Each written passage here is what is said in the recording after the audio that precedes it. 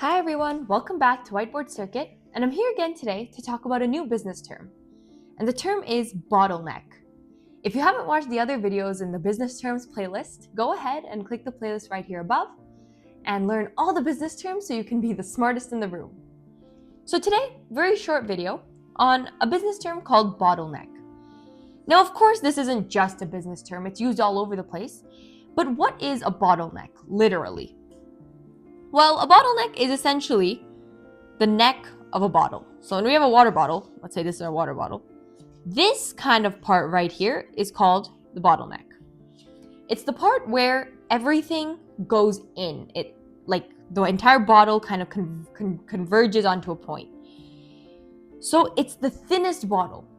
And in a business term or in a business setting, bottleneck is essentially the slowest step. It's the step that restrains. So think about a water bottle. If we were to pour a water bottle upside down, the flow of water is dependent on how big the opening or the bottleneck is.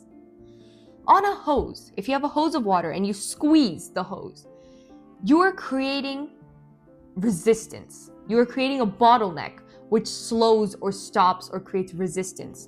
So if the water bottle, if this was just a cup right here, we can pour out the water with this much area. But since we bottleneck the water bottle, we get a smaller area, so the water flows out slower. Now let's take this into a business perspective. A bottleneck is any step that slows down the process. And then that step will define the value of the output. Now, what does this mean? Let's say we have a power plant. And in the power plant, or really any plant process, we have 4 different, let's just say plants, or 4 different process stages. And let's say we're processing oil. So we have like crude oil that we take out of the ground, which has all these rocks and all of this stuff, and we want to refine it, and we want to get to, like, let's say a refined oil. Now again, this is a very high level analogy, but let's say there's 4 big processes. This is process 1, process 2, process 3, and process 4. Now, if process 1 can take in 5 gallons per second and do whatever it needs to in this process and send out 5 gallons per second, process 2 can do 5 gallons per second. Process 3 can do 5, and process 4 can also do 5. Then what's going to happen?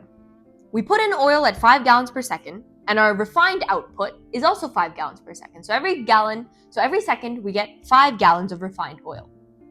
Okay, that makes sense. Now let's say all of a sudden, let's keep process 4 at 5. Process 2 reduces down to 2 gallons. So this one is working fine at 5 gallons, but process 2 is very slow and it can only refine 2 gallons per second. Now what happens? Now if we keep inputting at 5 gallons per second, we're going to have a pileup here. And this process here is only going to get 2 gallons per second.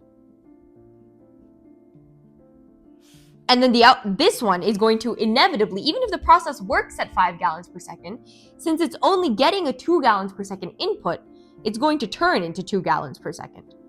And then same with this one. So because of this stage slowing down, the entire process slows down and our refined final output is going to be 2 gallons per second.